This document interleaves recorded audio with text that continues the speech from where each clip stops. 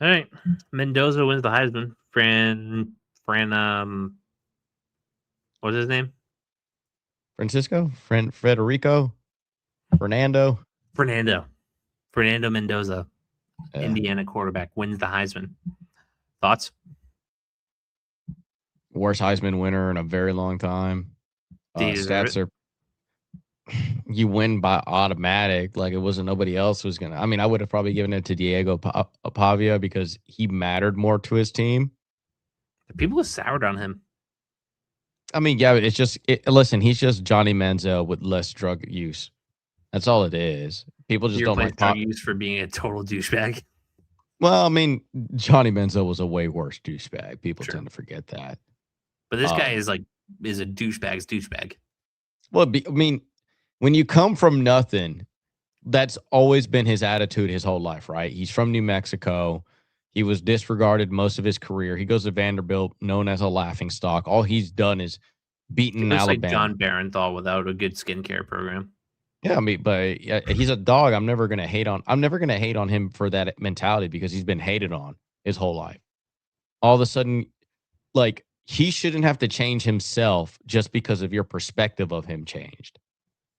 Like that's what it came down to. You loved him when he was like this last year. All of a sudden, you hate him and he hasn't changed.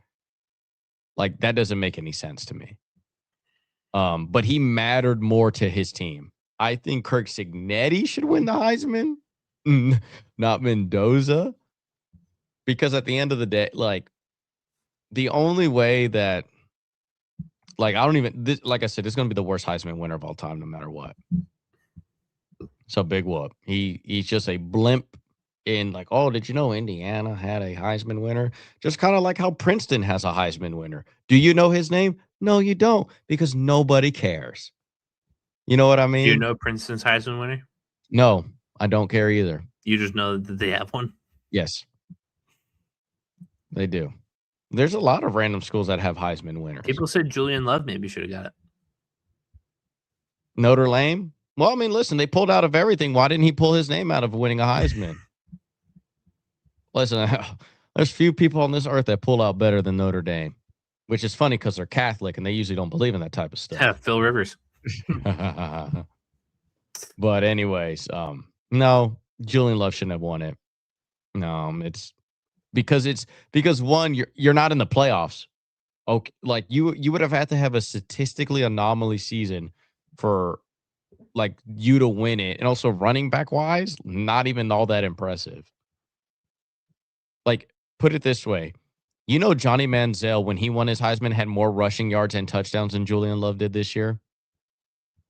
No, I do not. There you go. So how impressive of a Heisman winner would have that been when a quarterback who won a Heisman before had more rushing yards and touchdowns than you did? And you know, respect to Mendoza and Diego. They both had pretty good years. Yeah, no, I mean, 100%. I'm not disregarding. They had decent years, but is it the worst Heisman winner we've had in the last probably 20 years? Yes. And I mean, I kind of predicted that this year once like Oregon went down with Dante Moore. Dante Moore was going to be my guy. John Mateer had the hand injury. Yep, John Mateer. Yeah, that UT game kind of really screwed him. Marcel Reese wasn't really going to get it at A&M. Beck blew that pretty quick. Yep, and Arch Manning should have never been the favored one. So yeah, it's just whatever. It's kind of like an irrelevant Heisman. It's one of the worst ones ever. We'll move on.